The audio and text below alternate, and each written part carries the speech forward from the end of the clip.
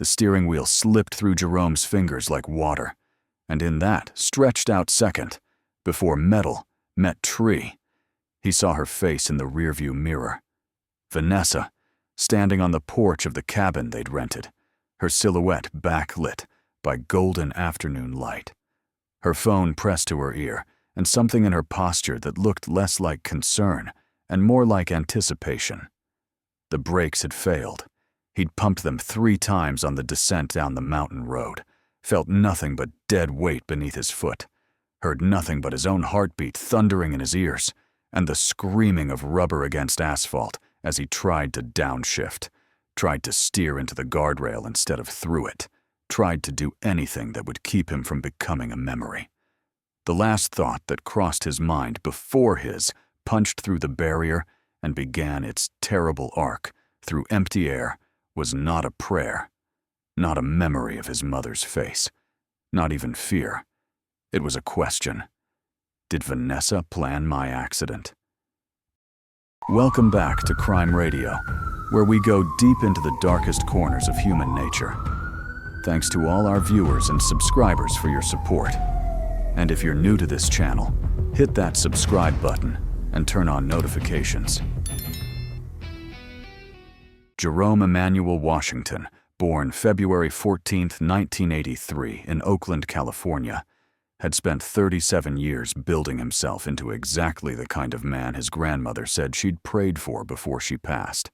Educated, disciplined, successful, and generous enough to share his blessings. He stood 6'3" with the broad shoulders of someone who'd played college basketball before a knee injury redirected his competitive energy into investment banking, where he'd discovered he had a talent for reading markets the way he'd once read defenses. His skin was the deep brown of wet cedar, his beard meticulously shaped, his wardrobe a rotation of tailored suits that cost more than some people's monthly rent. But it was his eyes that people remembered. Dark, thoughtful, carrying a kind of old soul weariness that came from growing up watching his mother work 3 jobs after his father left when Jerome was 7. He'd made his first million by 32, his second by 34, and by the time he met Vanessa Marie Richardson at a charity gala in downtown Chicago in October 2018, he'd accumulated enough wealth to make him both comfortable and careful. His grandmother had warned him before dementia took her mind. "Baby, when you get money, people change around you. Some folks love you. Some folks love what you got. Learn the difference or die trying." He'd thought he'd learned. He'd thought he could tell. Vanessa Marie Richardson, born August 3, 1991, in Gary, Indiana, moved through spaces like she was performing for an audience that only she could see. At 34, she'd mastered the art of transformation, not through surgery or deception, but through careful observation and adaptation. She studied people the way Jerome studied markets, looking for patterns, weaknesses, opportunities. Her beauty was undeniable, but not overwhelming. Honey-brown skin, athletic build from her years as a competitive dancer, hazel eyes that shifted between warm and calculating, depending on the light and her mood. She'd grown up in a house where love was transactional, where her mother had cycled through 3 marriages and countless boyfriends, each one chosen for what he could provide rather than who he was. Vanessa had learned early that survival meant strategy, that security was something you took rather than something you earned, and that sentiment was a luxury for people who'd never gone to bed hungry. They'd met at the Renaissance Hotel during the Black Professionals Network Winter Gala. Jerome had been standing near the bar, nursing a whiskey and checking his phone, when Vanessa appeared beside him, wearing a black dress that managed to be both elegant and devastating. She'd ordered a gin and tonic, then turned to him with a smile that felt practiced but effective. "You're Jerome Washington," she'd said, not as a question but as a statement of fact. "I've read about you in Chicago business, the profile they did on young black investors changing the game." He'd been flattered and cautious in equal measure. They talked for 20 minutes that felt like 5, about his work, her nonprofit consulting business, which he'd later discover was more aspiration than reality, about the challenges of being young, black, and ambitious in spaces that weren't built with them in mind. She'd laughed at his jokes, asked thoughtful questions, touched his arm twice in ways that felt accidental, but probably weren't. When she'd given him her number, he'd waited 3 days before calling, not wanting to seem too eager. By their third date, he was wondering why he'd waited at all. The engagement had come 8 months later, in June 2019, on a beach in Martha's Vineyard during a weekend trip. He'd gotten down on one knee in the sand at sunset, presented a 3-carat diamond ring that had cost him $60,000, and asked her to build a life with him. She'd said yes through tears that he'd believed were joy. He'd told himself the small voice of doubt in his head, the one that sounded like his grandmother, was just fear of commitment, just trauma from watching his mother's heartbreak, just the cynicism that came from spending too much time alone. Jerome's childhood home in Oakland had been a 2-bedroom apartment in a building where the elevator worked half the time, and the sounds of other people's lives, arguments, music, lovemaking, violence, bled through walls thin as newspaper. His mother, Patricia Washington, had worked as a nursing assistant during the day, cleaned office buildings at night, and sold Avon products on weekends, all while raising Jerome and his younger sister, Simone, alone after their father, Andre, walked out with a suitcase and a promise to send money that never materialized. Jerome had been 7 years old, standing in the doorway watching his father descend the stairs, and he'd made himself a promise that day. He would never be the kind of man who left, never be the kind of man who made people he loved feel abandoned and worthless. Education had been his mother's religion and his salvation. She'd pushed him toward books when other kids were outside, toward SAT prep courses when he wanted to party, toward scholarships and applications and dreams bigger than the neighborhood that tried to contain them. He'd gotten into UC Berkeley on a full ride, studied economics and business administration, graduated summa cum laude, and landed at Goldman Sachs before moving to a boutique investment firm in Chicago, where his portfolio had outperformed expectations so consistently that headhunters called him monthly with offers he always declined. By 30, he'd launched his own firm, Washington Capital Management, specializing in impact investing that funneled money toward Black-owned businesses and community development projects in underserved neighborhoods. He was building wealth and legacy simultaneously, exactly what his mother had sacrificed for, exactly what his father had been too weak to pursue. Simone, now 33, and working as a corporate attorney in Los Angeles, had been skeptical of Vanessa from the beginning. During a FaceTime call 3 months into Jerome's relationship, she'd watched Vanessa move through Jerome's downtown Chicago condo in the background and said, "I'm not saying she's with you for the money, but I'm also not saying it. Just be careful, Jerome. You've got a good heart, and good hearts get taken advantage of." He'd dismissed her concern as sisterly overprotection, but Simone had always been the more suspicious of the two of them, the one who'd inherited their mother's wariness along with her work ethic. She'd seen too many cases in her legal practice, prenups broken, assets hidden, lives destroyed by people who'd smiled and said, "I do," while planning their exit strategy.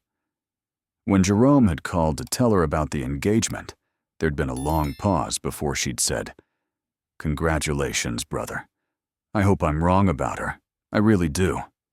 Vanessa's past was a story she'd told in carefully edited chapters, revealing just enough to seem vulnerable while concealing the parts that would have raised alarms. She'd grown up in Gary, Indiana, in a house that had been foreclosed on twice before her 18th birthday. Her mother, Diane Richardson, had been beautiful once. Everyone said so. But beauty faded and bills didn't.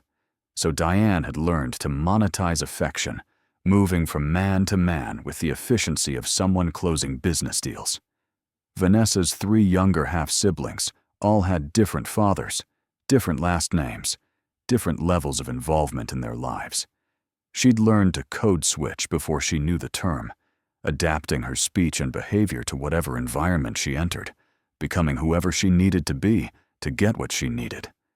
At 16, she'd started dating Derek Matthews, a local drug dealer 6 years older, who'd showered her with gifts and attention until she'd realized the gifts came with expectations and the attention came with violence. She'd left him at 19 after he'd put his hands on her during an argument about money, taken a bus to Chicago with $300 in a duffel bag, and spent the next 15 years learning that there were cleaner ways to extract resources from men than what her mother had done. Smarter ways to ensure security than what Derek had offered. She'd worked as a bottle service girl at high-end clubs, dated a series of progressively wealthier men, and developed a reputation in certain circles as someone who was beautiful, fun, and temporary. Women like her didn't last because they were never trying to. She was always looking for the next opportunity, the bigger catch, the exit strategy that would finally give her the kind of security that couldn't be repossessed or withdrawn. When she'd met Jerome, she'd known immediately that he was different from the others. Not just wealthy, but building something. Not just successful, but principled. Not just smart, but trusting in ways that made him vulnerable. The first crack appeared 3 months after the engagement, though Jerome didn't recognize it as such at the time. They'd been at his accountant's office, reviewing his financial portfolio in preparation for updating his will and establishing the trust structures his lawyer had recommended. Vanessa had been quieter than usual, asking pointed questions about account access, beneficiary designations, the location of passwords and safe deposit boxes. At the time, Jerome had interpreted her interest as practicality. This was the kind of thing engaged couples needed to discuss, the unsexy logistics of building a shared life. But that night, he'd found her in his home office at 2 a.m, the lamp casting long shadows across her face as she scrolled through files on his laptop. When he'd appeared in the doorway, she'd startled, then smiled, explaining that she couldn't sleep and was looking at Pinterest boards for wedding ideas. His laptop had been open to his Schwab account dashboard, but he'd told himself he was being paranoid, that partners in healthy relationships had access to each other's finances, that his grandmother's voice in his head was just trauma talking. The second crack came when Simone visited Chicago in late August for a conference. She'd insisted on taking Vanessa to lunch alone. Sister bonding time, she'd called it. And when Jerome had asked how it went, Simone's expression had been carefully neutral. "She's smart," Simone had said. "Really smart. Maybe too smart, if you know what I mean. She asked me a lot of questions about your business, about the prenup you're planning, about what would happen to your assets if something happened to you. Said she wanted to make sure you were protected, but the questions felt more like reconnaissance." Jerome had felt defensive, had accused Simone of looking for problems where none existed, but after she'd flown back to LA, he'd found himself paying attention differently. He noticed how Vanessa always seemed to be calculating something in quiet moments, how her affection increased noticeably after he'd mentioned a particularly profitable quarter or a new investment opportunity. He noticed that she'd started introducing him to people as my fiance, the investment banker, rather than just my fiance, leading with his profession like it was his most important quality. In September, Jerome's mother had come to visit from Oakland for a week. Patricia Washington had never been one for subtlety, and on her third day in Chicago, after Vanessa had left for what she'd called a consulting meeting, Patricia had sat across from Jerome at his kitchen table and said, "Baby, I don't trust that woman. She looks at you the same way my landlord used to look at the rent check, like you're a transaction, not a person. Mama, that's not fair. You barely know her. I know women, and I know hunger. That girl is hungry in a way that scares me. She reminds me of your father, always looking at what's next instead of appreciating what's in front of them. Promise me you'll be careful. promise me you'll get that prenup your sister keeps talking about." He'd promised, but when he'd brought up the prenup with Vanessa later that week, her reaction had been immediate and visceral. She'd cried, accused him of not trusting her, said that planning for divorce before marriage was a self-fulfilling prophecy. "I'm not with you for your money, Jerome. I have my own career, my own ambitions. I love you, not your bank account. The fact that you can't see the difference breaks my heart." He'd apologized, held her while she cried, told himself his mother and sister were just being overprotective. They'd agreed to table the prenup discussion until after the holidays, which Vanessa had called a cooling-off period, but which felt more like a strategic delay. The cabin had been Vanessa's idea. Mid-October in the Smoky Mountains of Tennessee, a long weekend away from Chicago's noise and demands, a chance to reconnect before the wedding planning consumed them entirely. She'd found the place on Airbnb, a luxury rental perched on a mountainside with panoramic views, a hot tub, floor-to-ceiling windows, and the kind of isolation that could be romantic or sinister depending on your perspective. Jerome had been hesitant. His firm was in the middle of closing a major deal, and leaving Chicago felt irresponsible.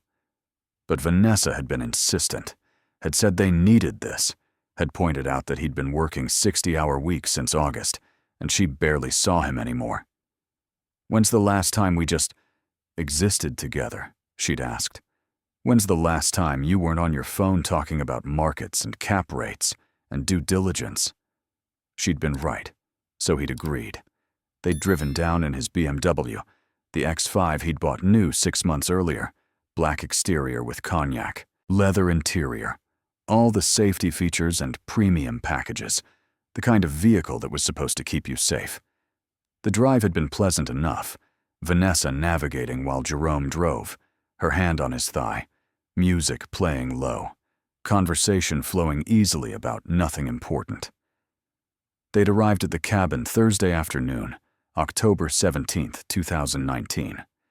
The place was everything the photos had promised: modern, luxurious, private. They'd unpacked, opened a bottle of wine, made love on the deck as the sun set behind the mountains, fallen asleep tangled in expensive sheets that smelled like lavender and cedar. Friday had been perfect, hiking a nearby trail, cooking together in the gourmet kitchen, soaking in the hot tub under a sky so dense with stars it looked artificial. Saturday morning, Jerome had woken early to go into town for groceries.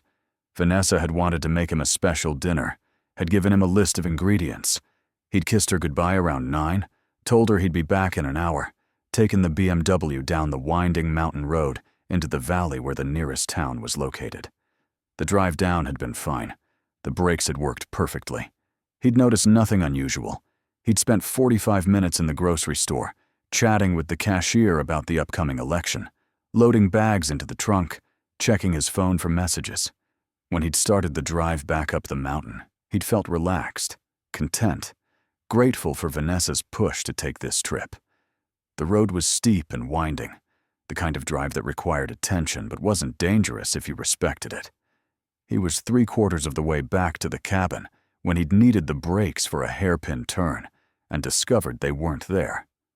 The pedal had gone straight to the floor with no resistance, no response, nothing but the sickening certainty that the car wasn't going to slow down. He'd pumped the pedal, tried the emergency brake, downshifted, but momentum and gravity were conspiring against him. The guardrail approached faster than thought, and he'd made a split-second decision to aim for it rather than the drop-off beyond it, hoping the metal would slow him down enough to avoid the worst. It hadn't. The BMW had punched through the barrier like it was made of paper, and for 3 seconds that felt like 3 hours.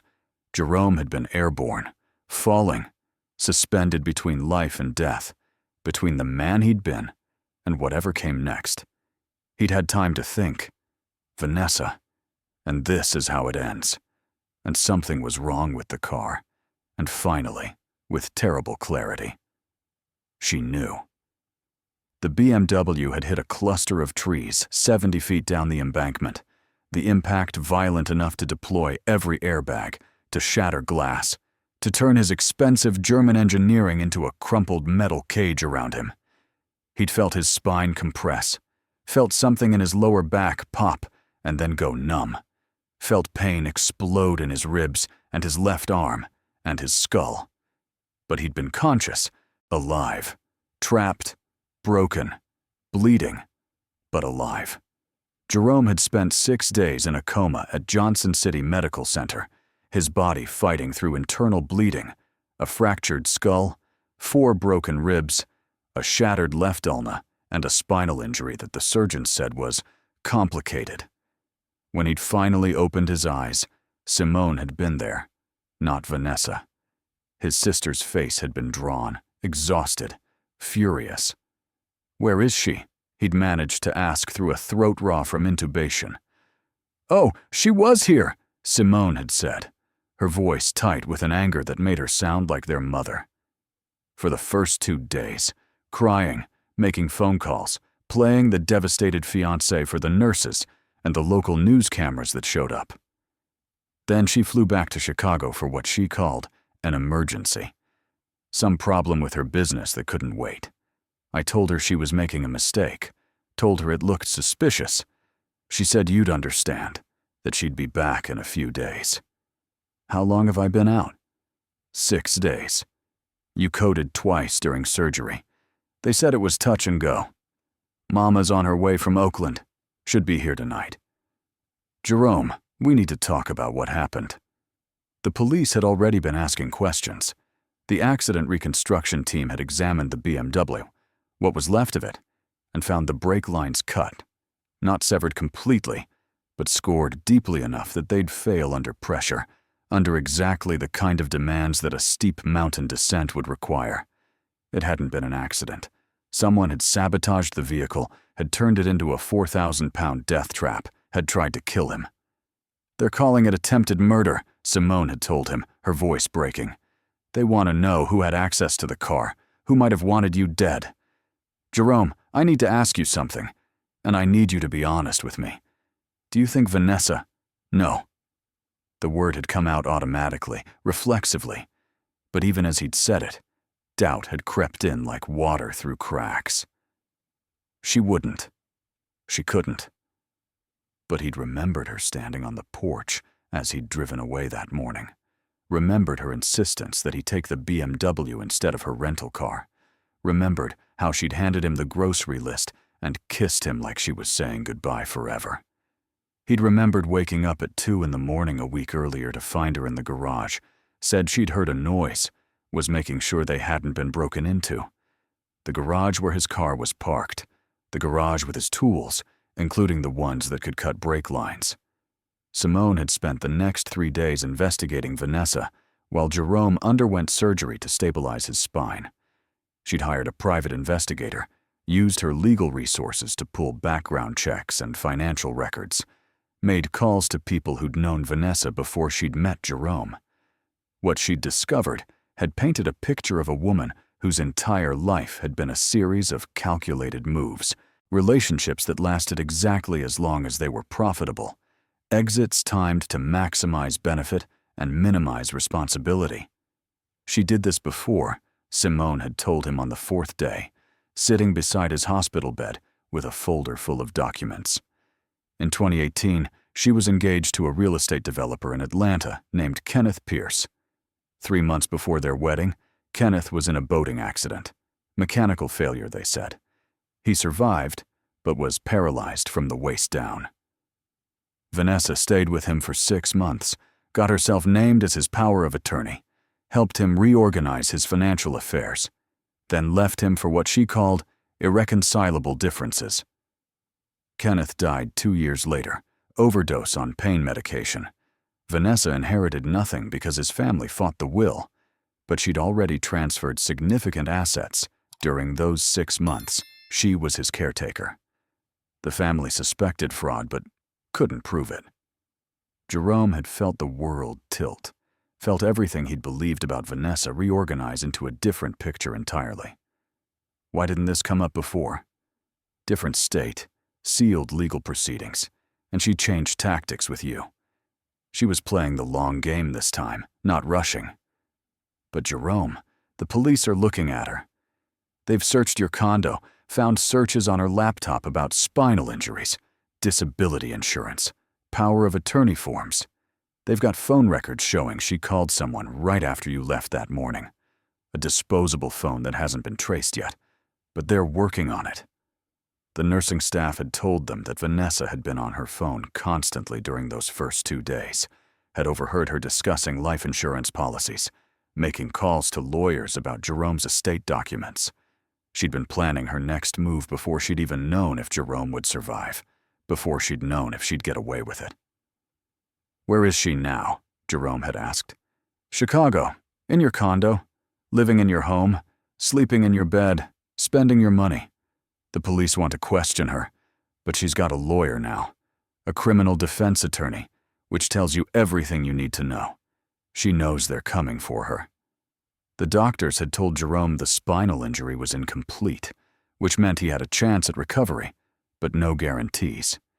He'd have sensation in his legs, but limited mobility, would need physical therapy, might walk again with assistive devices, might not. The prognosis was uncertain. The timeline was months or years, and the life he'd known, the one where he'd moved through spaces with confidence and strength, where his body did what he asked it to, was gone. He'd spent the first week after waking up cycling through rage and grief and self-pity. He'd screamed at nurses, refused physical therapy, told Simone to leave him alone, wanted nothing except to disappear into the morphine haze and not think about what Vanessa had done or why he'd been too blind to see it coming. His mother had arrived and had let him rage for 2 days before she'd sat beside his bed, taken his hand, and said, "You can be angry, baby. You've earned it. But don't let anger make you weak. Your grandmother used to say that the worst thing that happens to you can become the thing that makes you unstoppable, if you let it. You're alive when you shouldn't be. She failed. Now you decide who you're going to be." He'd remembered his grandmother's voice. "Control what you can control," she'd told him. "Accept what you can't. Everything else is just noise." He couldn't control that Vanessa had tried to kill him. Couldn't control the wheelchair he'd need for the next several months, maybe forever.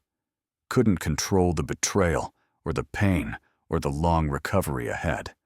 But he could control his response. He could control his discipline, his focus, his determination to not just survive, but to ensure she faced consequences for what she'd done. Jerome became methodical. He worked with the police, provided every detail he could remember, authorized access to all his accounts and communications. He worked with Simone to secure his assets, revoke Vanessa's access to everything, file restraining orders and legal challenges. He worked with physical therapists even when the pain was unbearable, forcing his body through exercises that left him sweating and gasping, determined to reclaim as much function as possible. Most importantly, he worked on emotional mastery. He recognized that his anger at Vanessa was natural, but useless if it consumed him. That his grief over what he'd lost was valid, but couldn't be where he lived permanently. He meditated daily, journaled obsessively, studied the Stoics with renewed purpose. "The impediment to action advances action," Jerome Aurelius had written. "What stands in the way becomes the way." Vanessa's betrayal would become the catalyst for his transformation into someone harder, wiser, more dangerous to people who underestimated him. By December 2019, Jerome had been transferred to a rehabilitation facility in Chicago, close enough to home that he could start rebuilding his life while far enough from Vanessa that the restraining order could be enforced. The police had moved slowly, building their case with the thoroughness that serious charges required. They'd traced the phone calls, found evidence of financial motive, interviewed Vanessa multiple times.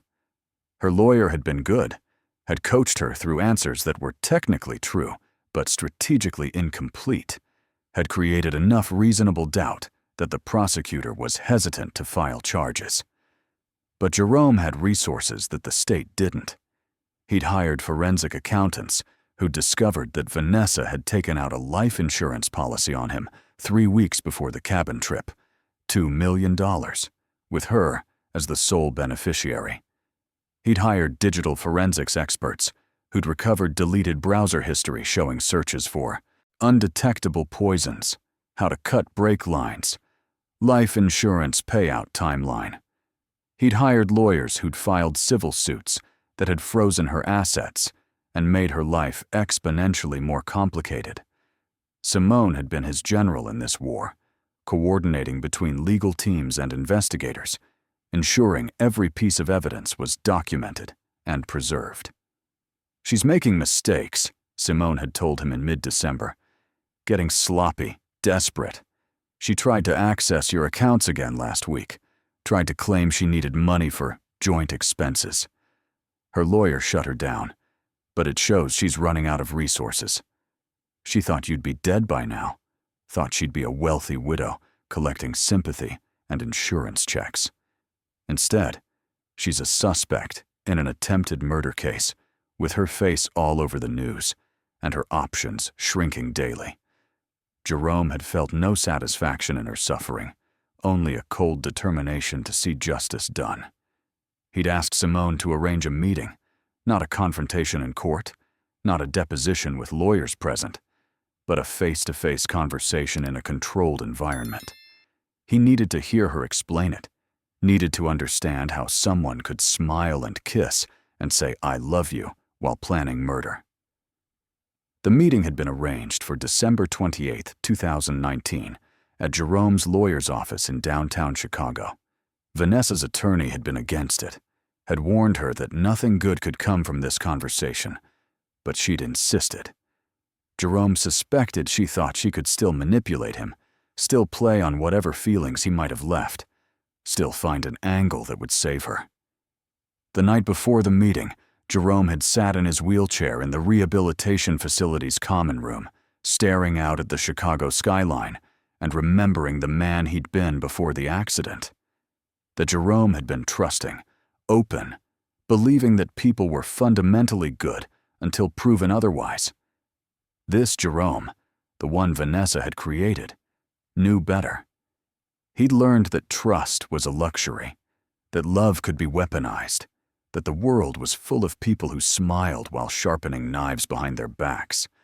He'd thought about his grandmother's warning, his mother's intuition, Simone's skepticism. They'd all seen what he'd refused to see, had tried to protect him from his own optimism. He'd thought about Kenneth Pierce, the man Vanessa had done this to before, who'd died alone and broken. He'd thought about what might have happened if the BMW had plunged further, if he'd hit his head at a different angle, if the airbags had failed. He'd thought about Vanessa standing on that porch, watching him drive away, knowing what was about to happen. The conference room was cold, aggressively air-conditioned, despite the winter chill outside. Jerome sat in his wheelchair at one end of a long oak table, Simone beside him, his attorney on his other side. Vanessa entered with her lawyer, and Jerome felt his breath catch despite his preparation. She looked smaller than he remembered, diminished somehow, her beauty dulled by stress and fear. Dark circles under her eyes, hair pulled back in a simple ponytail, clothes less carefully chosen than usual. She wouldn't meet his gaze as she sat down. "You wanted this meeting," her attorney said. "My client is here as a courtesy. She maintains her innocence regarding any allegations and is cooperating fully with the investigation." Jerome ignored the lawyer, spoke directly to Vanessa. "Look at me." She raised her eyes slowly, and in them he saw not remorse, but calculation, still trying to figure out her next move. "Why?" Jerome asked. The question hung in the air between them, heavy with everything unsaid. "Jerome, I don't know what you think happened. Don't."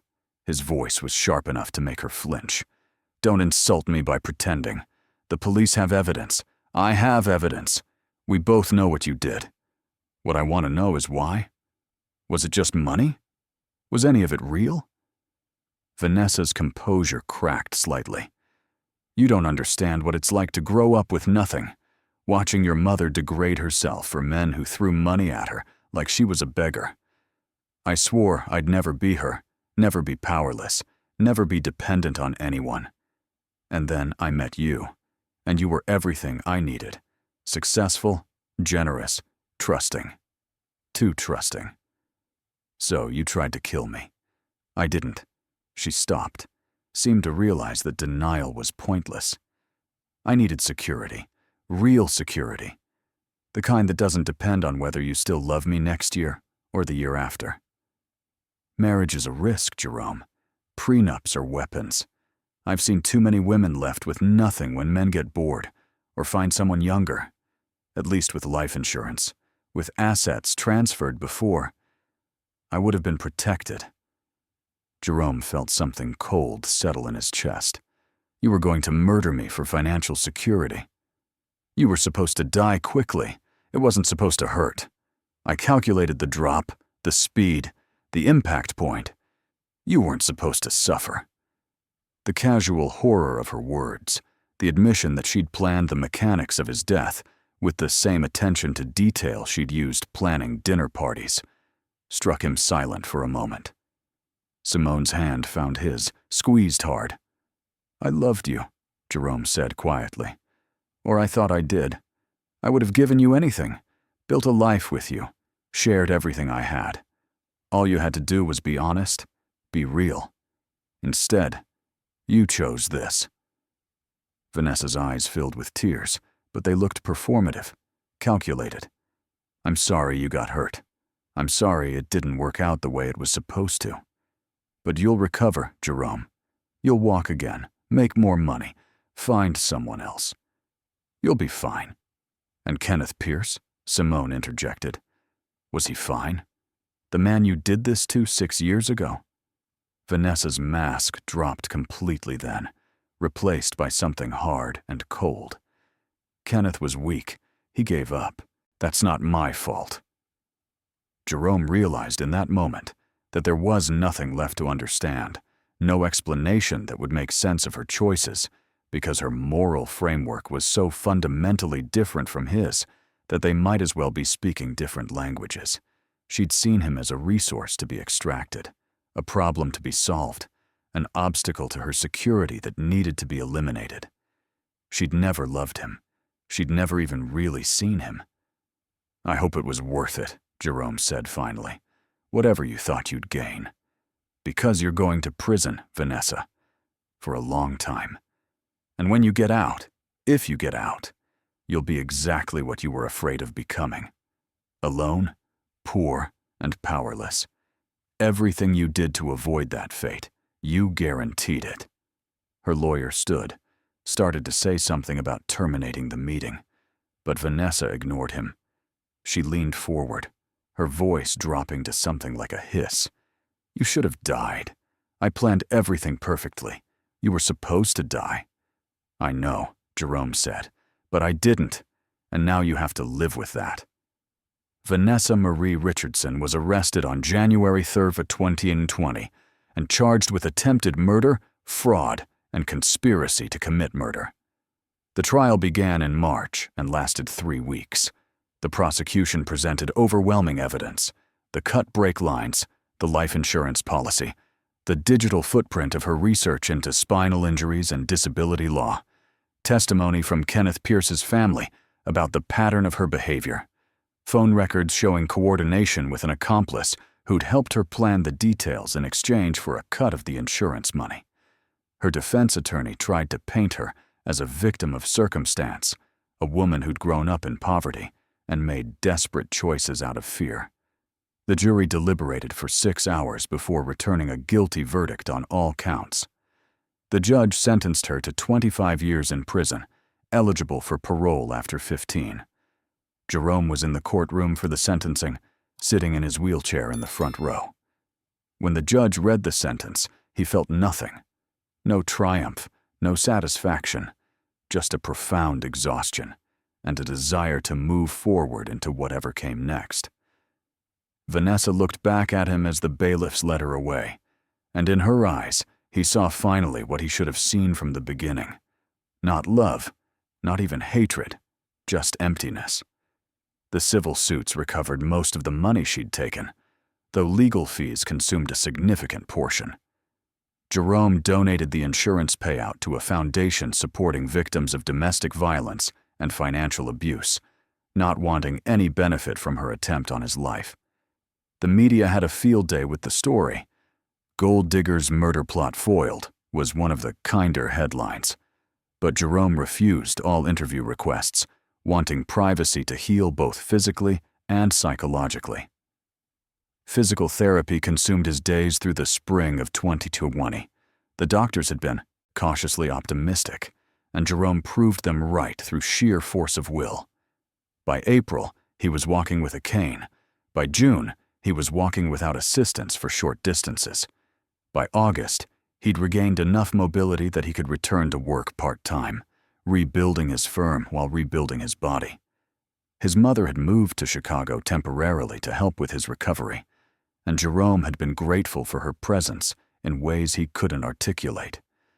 She'd been right about Vanessa, had tried to warn him, but she'd never said, "I told you so." She'd just been there, steady and present, reminding him that surviving betrayal didn't mean retreating from connection. Simone had become not just his sister, but his closest confidant, the person who'd fought for him when he couldn't fight for himself.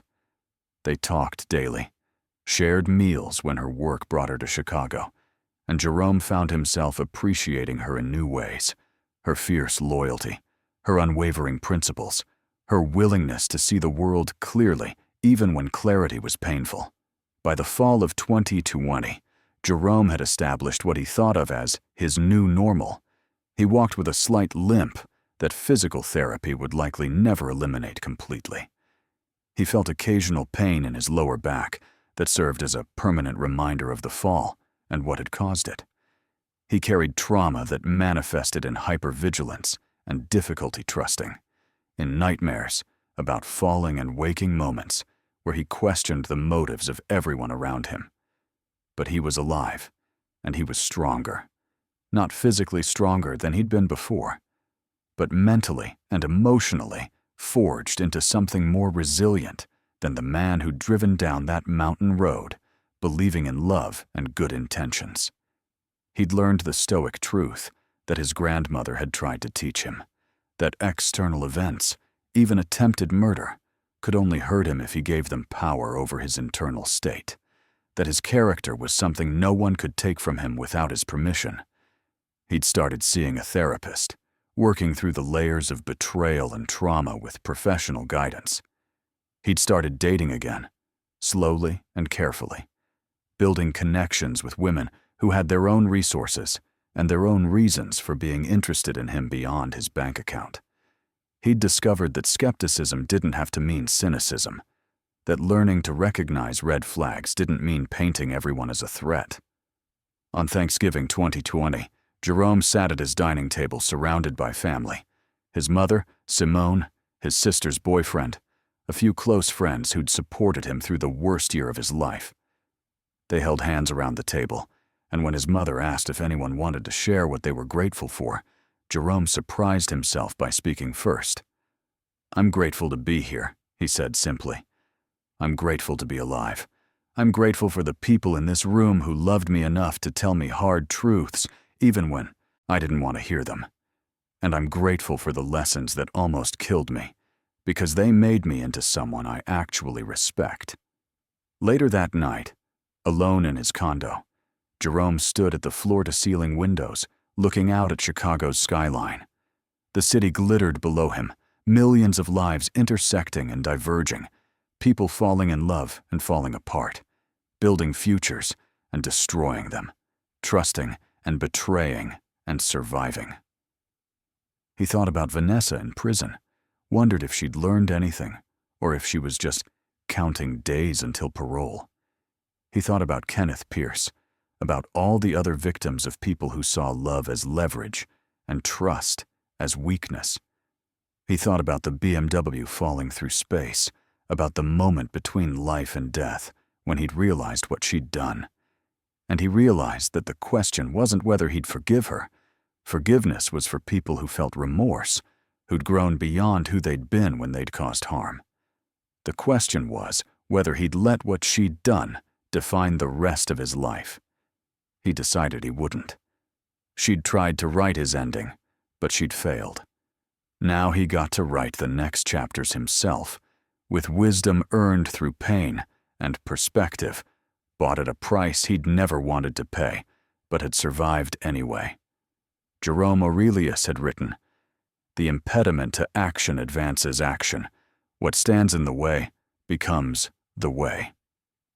Vanessa had stood in the way of the life Jerome thought he'd wanted, but in doing so, she'd pushed him toward the life he needed, one built on truth rather than illusion, on earned trust rather than blind faith, on the understanding that surviving betrayal was its own kind of victory.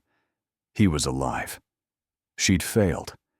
And that, Jerome thought, as he turned away from the window and toward bed, was enough. What would you have done in Jerome's position? Would you have recognized the warning signs that his mother and sister saw? Or would you have believed in the love you thought you'd found? When the people closest to you express concern about your partner, do you listen, or do you trust your own judgment over theirs? And here's the harder question. If you'd survived what Jerome survived, would you find a way to forgive, or would you carry that betrayal like a weight for the rest of your life? Is forgiveness something we owe to people who've harmed us, or is it a gift we give ourselves to move forward? Jerome chose to transform his trauma into wisdom, to let the worst thing that happened to him become the catalyst for becoming someone stronger and more aware. But that choice isn't easy, and it isn't automatic. It requires discipline, support, and a willingness to do the hard internal work that healing demands. Think about the Vanessas in your own life, not necessarily people planning your murder, but people who see relationships as transactions, who love conditionally, who calculate before they connect. Can you recognize them? And if you can't, what blind spots are you carrying that make you vulnerable to betrayal? Drop your thoughts in the comments. Have you ever had someone close to you betray your trust in ways you didn't see coming? How did you recover? How did you learn to trust again? And if you've been the Vanessa in someone else's story, what led you to that place? And how did you find your way back to integrity? This story isn't just about one woman's attempt to murder her fiance for money. It's about the ways we see what we want to see, the price of ignoring intuition, the challenge of rebuilding yourself after someone tries to destroy you. It's about the eternal human questions of trust and betrayal, love and exploitation, survival and transformation. If this story resonated with you, hit that like button and subscribe for more deep dives into real human stories that challenge us to think about who we are and who we want to become. Share this with someone who needs to hear it, someone who's recovering from betrayal, or someone who needs a reminder to listen to their intuition. And remember, you're stronger than the worst thing anyone's ever done to you. Your story doesn't end where someone else tried to write the final chapter. You get to keep writing. Make it count.